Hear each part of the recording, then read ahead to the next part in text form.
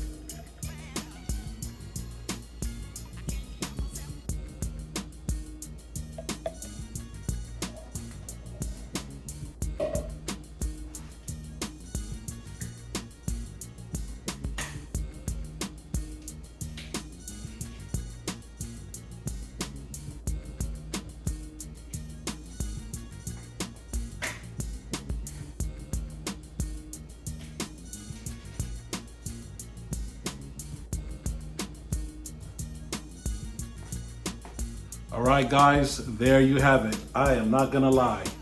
I am super duper impressed with this Nama 2 juicer. Did not jam up, not once, which was an issue that I had with my other juicer. It completely decimated those apples and gingers with no problems. I usually have problems with ginger and turmeric.